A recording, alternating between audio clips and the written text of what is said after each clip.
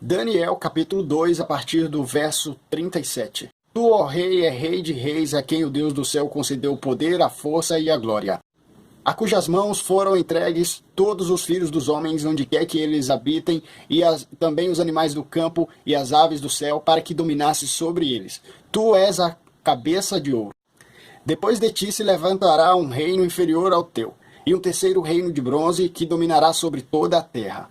O quarto reino será forte como o ferro, pois o ferro a tudo quebra e esmiuça. Como o ferro quebra todas as coisas, assim ele fará em pedaços e esmiuçará.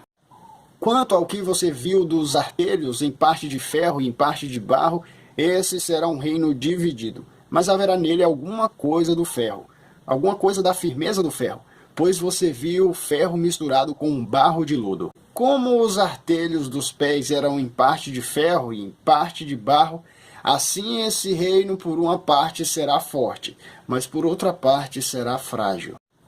Quanto ao que viste do ferro misturado com barro de lodo, eles vão se misturar mediante casamento, mas não se ligarão um ao outro, pois o ferro não se mistura com o barro. Mas nos dias desses reis, o Deus do céu suscitará um reino que não será jamais destruído. Esse reino não vai passar a outro povo. Ele esmiuçará e consumirá todos os outros, mas ele mesmo subsistirá para sempre. Como viste que do monte foi cortada uma pedra sem auxílio de mãos, e esta destruiu o barro, o ferro, o bronze, a prata e o ouro. Assim, o grande Deus do céu fez saber ao rei o que há de ser no futuro. Certo é o sonho e fiel é a sua interpretação. Então o rei se inclinou e se prostrou, o rosto em terra perante Daniel, e mandou que lhe fizessem ofertas de manjares e suaves perfumes. Disse o rei a Daniel: certamente o vosso Deus é o Deus dos deuses e o Senhor dos reis, e o revelador de mistérios, pois pudeste revelar este mistério. Então o rei engrandeceu a Daniel e lhe colocou como o governador de toda a província da Babilônia. E lhe pôs também como chefe supremo de todos os sábios da Babilônia.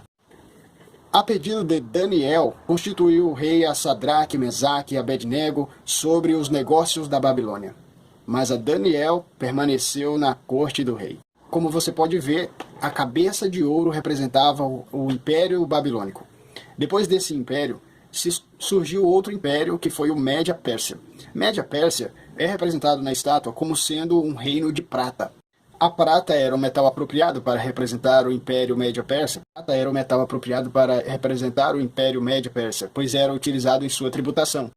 Depois do Império Médio-Pérsia, veio então o Império Grego.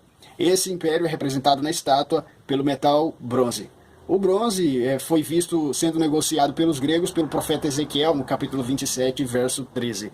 Os gregos eram conhecidos por seus soldados utilizarem escudos de bronze, espadas e machados de batalha de bronze, e também o Heródoto, o historiador, ele relata que Psamético I do Egito viu nos gregos um cumprimento de um oráculo que via os invasores gregos como vindo homens de bronze vindo sobre o mar. Essa era uma visão que um oráculo do Egito teve a respeito dos gregos. Depois dos gregos vieram então o Império Romano. O Império Romano é descrito na estátua como sendo as pernas de ferro. Nunca Daniel explicou, o ferro representava o poder esmagador do Império Romano. Esse reino durou muito mais do que os outros reinos anteriores. E o ferro serviu muito bem para representar o poder esmagador desse império. Os pés da estátua, que foram vistos como parte de ferro e parte de barro, isso significando que eles não se misturam, representa exatamente a desintegração do Império Romano.